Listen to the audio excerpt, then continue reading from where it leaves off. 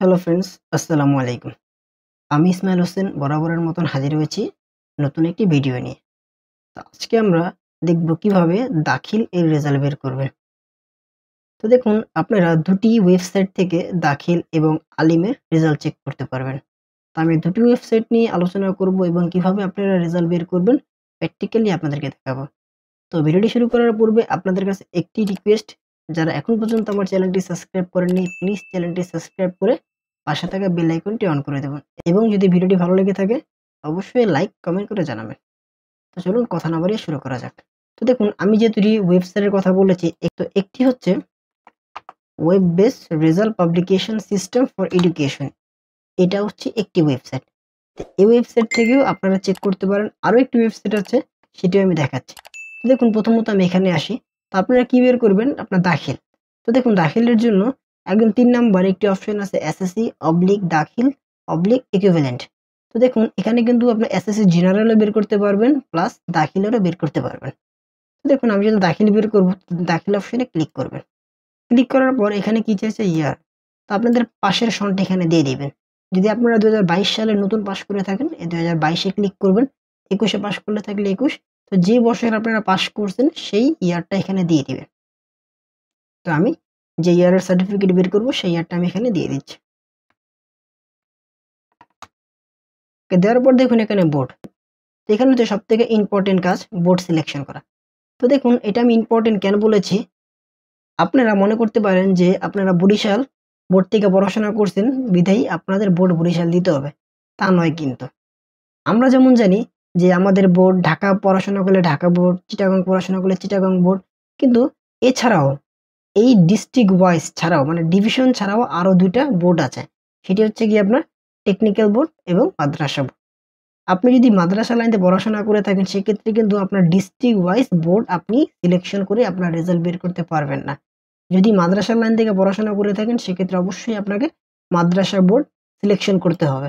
যদি আপনি অন্য কোনো বোর্ড সিলেকশন করার চেষ্টা করেন, যেমন দেখেন আপনি সাপোজ কুমিল্লা থেকে পড়াশোনা করেছেন, তো এখানে যদি কুমিল্লা দিয়ে চেষ্টা করেন কখনোই রেজাল্টটা বের হবে না, রং দেখাবে। তো এই জন্য অবশ্যই আপনাকে যখন মাদ্রাসার রেজাল্ট বের করবেন আপনাকে মাদ্রাসা বোর্ড দিয়ে দিতে হবে, হোক সেটা আপনি বরিশালে বা রাজশাহীতে, কিন্তু বোর্ড থাকবে আপনাদের একটাই, সেটা হচ্ছে কি মাদ্রাসা বোর্ড। তারপর দেখুন রেজাল্ট টাইপ। এখানে সে কি করবেন, আপনাদের যদি আপনি নিজের রেজাল্ট বের করতে চান সেক্ষেত্রে আপনারা ইন্ডিভিজুয়াল রেজাল্টে ক্লিক করবেন। আর যদি চান যে আপনি আপনার মাদ্রাসার পুরো কতজন পাস করেছে পুরো ডিটেলস মানে পুরো মাদ্রাসার রেজাল্ট শিট দেখতে চান সেক্ষেত্রে ইনস্টিটিউট রেজাল্ট এই অপশনে ক্লিক করলে আপনার স্কুলের ইএই নাম্বার দিয়ে এখান থেকে চেক করতে পারবেন। আমি চাচ্ছি কি যে আমি নিজের রেজাল্টটাই দেখব, মানে ব্যক্তিগত রেজাল্ট। সেক্ষেত্রে আমি ইন্ডিভিজুয়াল রেজাল্টে ক্লিক করি। ক্লিক করার পর দেখুন এখানে রোল রেজিস্ট্রেশন নাম্বার। তো এখানে আপনি আপনার রোল এবং রেজিস্ট্রেশন নাম্বারটি দিয়ে দিবেন।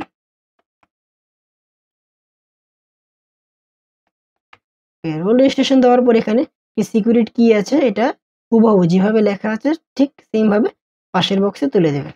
ওকে, দেওয়ার পর দেখুন এখানে গেট রেজাল্ট নামে একটা অপশন পাবেন, এই অপশনে ক্লিক করে দেবেন। ক্লিক করার সাথে সাথে আপনার রেজাল্টটি চলে আসবে। এটা গেল একটি ওয়েবসাইট। যদি আপনি এই ওয়েবসাইট থেকে না পান বা যদি আপনার সার্ভার প্রবলেমের কারণে এই ওয়েবসাইটে না আসে সেক্ষেত্রে আপনি আরেকটি ওয়েবসাইটে দেখতে পারেন, সেটি হচ্ছে আপনার এই যে এই ওয়েবসাইটে এডুকেশন বোর্ড রেজাল্ট.gov.bd। এই ওয়েবসাইটটি দেখেন, যদি আপনাদের নাম মনে রাখতে না পারেন অবশ্যই আমি ডিসক্রিপশন বক্সে দিয়ে দিব, অথবা আপনারা চাইলে ঢাকা এডুকেশন বোর্ড.gov.bd এই ওয়েবসাইট থেকে আপনারা সেই রেজাল্টের সাইডে যেতে পারবেন। এই যেমন দেখেন এসএসসি ক্রাইব নামে একটা অপশন আছে, সেখানে ক্লিক করলে আপনাদের রেজাল্টের সাইডে নিয়ে যাবে। তো দেখুন এখানে আসার পরে এক্সামিনেশনে গিয়ে আপনারা কি করবেন, আপনাদের যে দাখিলের রেজাল্টটা বের করবেন। তো দেখুন এই যে এসএসসি দাখিল আর ভোকেশনালের জন্য আলাদা আছে। আমি চাচ্ছি কি যে দাখিলেরটা বের করবো, এই জন্য দাখিল সিলেকশন করে দেবেন। বাদ বাকি যে দেখাইলাম সেম স্টেপ, পাশের সন দিবেন, বোর্ড দিবেন মাদ্রাসা board, roll number registration number, এখানে একটি সিকিউরিটি কি তো নয় জাস্ট একটি ক্যালকুলেশন দিয়ে সেটি করে সাবমিট করলে রেজাল্টটি চলে আসবে। তো আমি প্র্যাকটিক্যালি করে দেখাচ্ছি।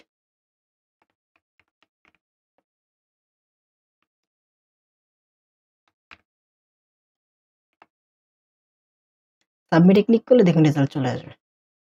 তো আপনারা বলতে পারেন যে আমি একই জিনিস ২ টা ওয়েবসাইটে কেন দেখিয়েছি। তো দেখুন এটি হচ্ছে আপনার একটি গভর্নমেন্ট সার্ভার। তো এটি হচ্ছে একটি গভর্নমেন্ট সার্ভার যেটি কিন্তু প্রায় সময় অফ থাকে বা সার্ভারে বিভিন্ন প্রবলেম থাকে। এই প্রবলেমটা তখনই বেশি হয় যখন একটি রেজাল্ট পাবলিশড হয়। যেমন জিএসসি রেজাল্ট বা এসএসসি এইচএসসি রেজাল্ট যখন পাবলিশড হয় তখনই কিন্তু এই সাইটগুলোতে খুবই একটা প্রেশার পড়ে, যে কারণে কিন্তু সাইটগুলো আপনার তেমনভাবে রান করতে পারে না। তো এই জন্য দেখা গেল কি, যদি আপনি একটা সাইটই জানেন সেক্ষেত্রে কিন্তু আপনি একটা সাইট নিয়ে বারবার চেষ্টা করবেন, অথচ আপনি ব্যর্থ হবেন যদি সেই সাইটটি বন্ধ থাকে। আর তাই আমি আপনাদেরকে দুটি সাইটই দেখাইলাম। আপনারা যদি এই সাইটটি অফ পান সেক্ষেত্রে আপনারা এই সাইটটিতে ট্রাই করবেন, চলে আসবে। কেননা একটি না একটি কিন্তু ওপেন হবে, একসাথে দুটি জাম থাকবে, দেখা গেল কি দুটাতে ট্রাই করলে কিছুক্ষণ পর একটা ওপেন হয়ে যাবে। এজন্য আমার দুইটা সাইট দেখানো। যদি ভিডিওটি ভালো লেগে থাকে অবশ্যই লাইক এন্ড কমেন্ট করে জানাবেন, এবং যদি চ্যানেলটি সাবস্ক্রাইব করে না থাকেন প্লিজ চ্যানেলটি সাবস্ক্রাইব করে পাশে থাকা বেল আইকনটি অন করে দেবেন। সবাইকে ধন্যবাদ। আসসালামু আলাইকুম।